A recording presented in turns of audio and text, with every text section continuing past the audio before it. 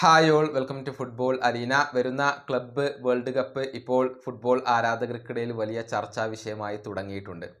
Football ലോകത്തെ പല വമ്പൻ ക്ലബ്ബുകളും പങ്കെടുക്കുന്നുണ്ട്. മാത്രമല്ല ലയണൽ മെസ്സി പങ്കെടുക്കുന്നുണ്ട്. ക്രിസ്ത്യാനോ റൊണാൾഡോ, നെയ്മർ ജൂനിയർ എന്നിവരെ പങ്കെടുപ്പിക്കാൻ വേണ്ടി പല ശ്രമങ്ങളും നടക്കുന്നുണ്ട്. അതായത് അവരെ മറ്റു ചില ക്ലബ്ബുകൾ സ്വന്തമാക്കാനുള്ള താല്പര്യങ്ങൾ പ്രകടിപ്പിച്ച് തുടങ്ങിയിട്ടുണ്ട്. ഏതായാലും ക്രിസ്ത്യാനോ റൊണാൾഡോയുമായി ബന്ധപ്പെട്ട ഒരു റൂമർ ഇപ്പോൾ പുറത്തേക്ക് വന്നിട്ടുണ്ട്. അർജന്റീൻ മാധ്യമമായ ഡയാരിയോ ഒലയാണ് ഇക്കാര്യം റിപ്പോർട്ട് ചെയ്തിട്ടുള്ളത്.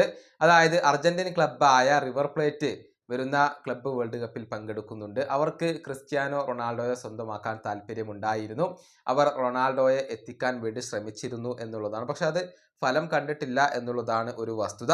റിവർ പ്ലേറ്റിന്റെ പരിശീലകനായ മാഴ്സലോ ഗലാർഡോ ഇതിൽ വളരെ പ്രധാനപ്പെട്ട ഒരു റോൾ വഹിച്ചിട്ടുണ്ട്. കാരണം ക്രിസ്ത്യാനോ റൊണാൾഡോയുമായി കോണ്ടാക്റ്റ് ബന്ധമുള്ള ഒരു വ്യക്തിയാണ് മാഴ്സലോ ഗലാർഡോ.